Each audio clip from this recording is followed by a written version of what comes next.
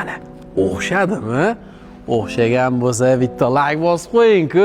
Biz-ku maktablarda shunaqa rasmlar chizib yurardi. Endi siz haqiqiysini haydab yuborargansizda, Dostonboy hoji aka. Haydamagan modelingiz qolmadi-yu. Endi dunyodagi eng tez pikapni bosib yuborsangiz bo'ladi.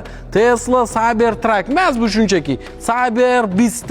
Tasavvur qilishingiz uchun 2.6 sekundda 0 dan 100 gacha chiqargan. Tasavvur qiling, bu tezlikda oddiy kichkina mashinani o'zida odam ichida o'qib qoladi.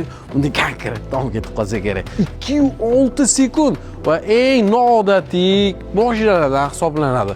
Ham pikap, ham sportkar, ham off-road, ham bilmayman nima qilib ishlatsangiz bo'ladi. Mabodo katta kompaniyalaringiz bo'lsa, o'sha chet elda yo'lga qo'yib yuborishgan takoy hozirgi eng nakleyka yopishtirish oson bo'lgan mashina-ku.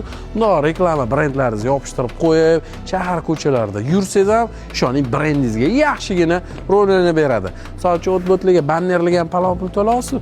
Endi o'zingizning mashinangizda shu logoingiz bo'ladi. Men bu joyga maza qilaman-da. Bitta bossak ochilyapti.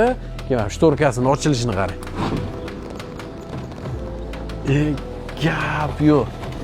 500 kilometrlar zapas xodi hisoblanadi. Demak, shuni ochilishi ham zo'r bor-ku. Takoy ruchkasi yo'q, knopkani bossak ochiladi. Poli kuzov nerjvekidan hisoblanadi. Aynan mana shu balonda 2.6 sekund shu tez yurishga ham bo'rar ekan. Off-road yo'llarga ham ketib turar ekan.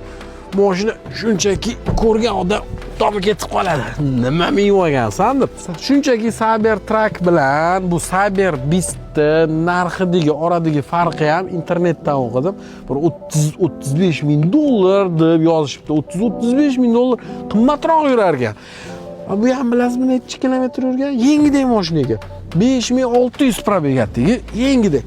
Oddiy Cybertruck o'zini Cyberbeast 1 sekundligini, 2.6ligini emas, o'shani o'zini 125-130 lar sotilyapti adashmasam, lekin bu 5600 kilometr yurgan haqiqiy dunyodagi eng tez pikapni srochniga 135 mingga bosib yuborsangiz bo'ladi.